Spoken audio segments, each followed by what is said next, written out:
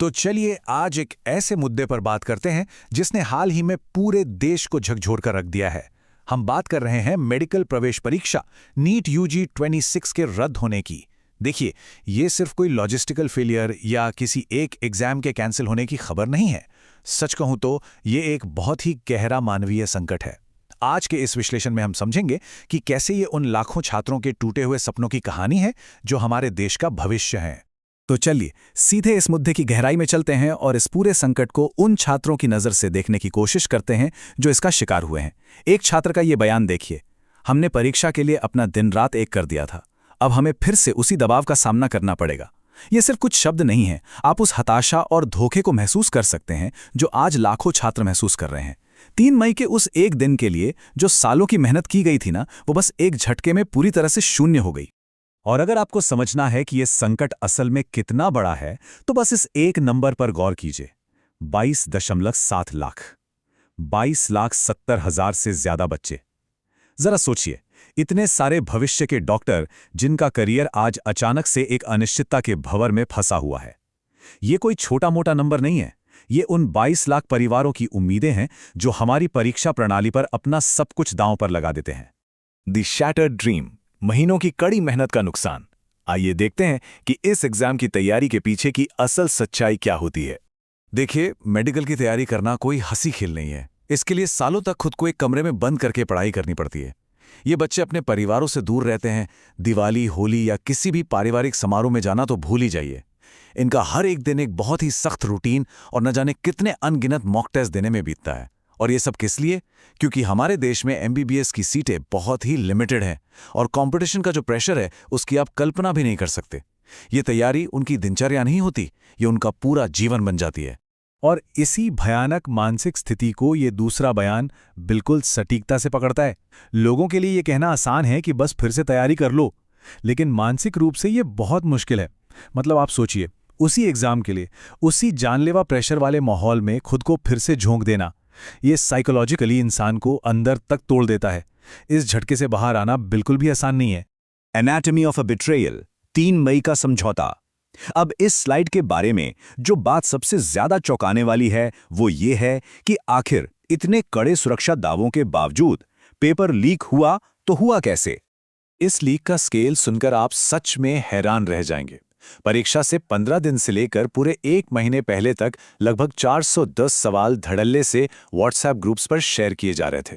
और अधिकारियों की जांच में क्या सामने आया कि केवल केमिस्ट्री सेक्शन के ही 120 सवाल असली पेपर से बिल्कुल मैच कर रहे थे। मतलब सीरियसली, जिस एग्जाम के लिए बच्चे अपनी जिंदगी लगा देते हैं, उसका पेपर हफ्तों पहले व्हाट्सएप पर किसी जोक की तरफ फॉरवर्ड हो रहा था। और ये कोई 1-2 लोगों का काम नहीं था, ये एक बहुत बड़ा मल्टी स्टेट ऑर्गेनाइज्ड रैकेट था। जांच की आंच देखिए कहां तक पहुंची। राजस्थान के जयपुर में एक मास्टरमाइंड को अरेस्ट किया गया। उधर महाराष्ट्र के लातूर और नासिक में 45 लोगों को हिरासत में लिया गया। हद तो तब हो गई जब एनटीए से जुड़े एक लेक्चरर को अपनी ट्यूशन क्लास में पेपर लीक करने के आरोप में गिरफ्तार किया गया। मामला इतना गंभीर था कि अंततः पूरी जांच सीबीआई के हाथों में सौंपनी पड़ी। सिस्टेमिक फेलियर, एक ऐसा शून्य जहां जवाबदेही गायब है। तो यहां सबसे अहम बात यह है कि हम इसे सिर्फ कुछ भ्रष्ट लोगों की गलती मानकर नहीं छोड़ सकते। अब इस कॉन्ट्रास्ट को देखिए। एक तरफ हमारी नेशनल टेस्टिंग एजेंसी यानी एनटीए है, जो बड़ी बड़ी बातें करती है कि हम जीपीएस ट्रैकिंग इस्तेमाल करते हैं, एआई असिस्टेड सीसीटीवी लगाते हैं, बायोमेट्रिक वेरिफिकेशन करते हैं। और दूसरी तरफ असलियत क्या है? ये सारे हाईटेक दावे एक बहुत ही साधारण से व्हाट्सएप गैस पेपर रैकेट के सामने ताश के पत्तों की तरह ढह गए। ये सीधा सीधा हमारे सिस्टम की एक बहुत बड़ी खोखली सच्चाई को उजागर करता है। अब सवाल ये है कि ऐसा क्यों होता है? इसका मूल कारण एनटीए के स्ट्रक्चर में ही है। आपको शायद पता ना हो, लेकिन एनटीए 1860 के एक पुराने अधिनियम के तहत एक ऑटोनॉमस सोसाइटी के रूप में काम करती है। इसका सीधा सा मतलब यह है कि संसद के प्रति उनकी कोई सीधी जवाबदेही नहीं है और वो अनिवार्य सीएजी ऑडिट से भी बचे रहते हैं। कोई उन्हें सीधे कटघरे में खड़ा नहीं कर सकता। और इसी अकाउंटेबिलिटी वैक्यूम को लेकर यूनाइटेड डॉक्टर्स फ्रंट ने अब सुप्रीम कोर्ट का दरवाजा खटखटाया है, ताकि एनटीए को भंग करके एक नई पारदर्शी संस्था बनाई जा सके। द रोड टू रीनीट, नौकरशाही और लॉजिस्टिक्स। तो चलिए आगे बढ़ते हैं और देखते हैं कि ये पूरी स्थिति कैसे और उलझती है और सरकार ने इसका क्या समाधान निकाला है।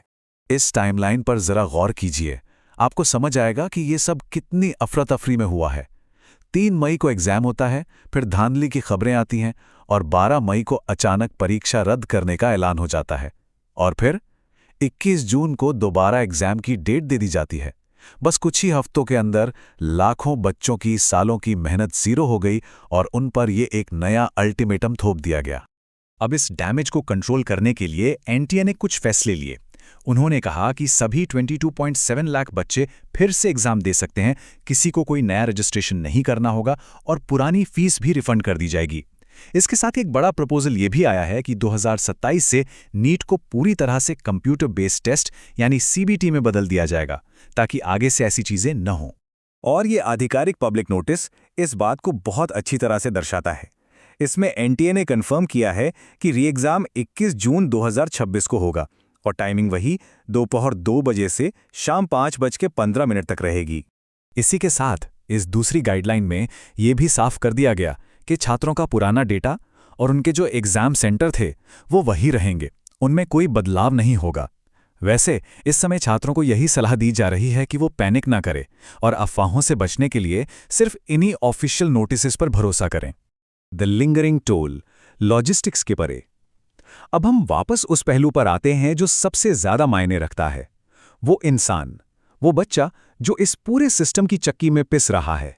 देखिए, सिर्फ एक नई तारीख दे देने से या फीस वापस कर देने से सब कुछ ठीक नहीं हो जाता। ये जो 45 दिन का समय मिला है ना, ये छात्रों के लिए कोई बोनस नहीं है, ये उनके लिए डबल प्रेशर लेकर आया है। इससे उनका पूरा एकेडमिक साल डिले हो रहा है, एंग्जाइटी बिल्कुल पीक पर है। और जरा उन ड्रॉपर छात्रों के बारे में सोचिए जिन्होंने पहले ही अपनी जिंदगी का 1 या 2 साल एक्स्ट्रा देके तैयारी की थी। उनके परिवार की आर्थिक परेशानियां और उनकी मानसिक थकान किसी नोटिस से तो खत्म नहीं होने वाली ना। तो अंत में हम सबको एक बहुत ही गंभीर सवाल पर विचार करना चाहिए। क्या सिर्फ 21 जून को एक नया एग्जाम करा देने से उन 22.7 लाख भविष्य के डॉक्टरों का जो भरोसा टूटा है, जो उन्हें मानसिक तनाव मिला है, उसकी भरपाई हो जाएगी? सिस्टम की ये नाकामी सिर्फ एक पेपर लीक का मामला नहीं है, ये सच में एक पूरी पीढ़ी के भरोसे का टूटना है। इस विश्लेषण में हमारे साथ जुड़े रहने के लिए आपका बहुत बहुत शुक्रिया।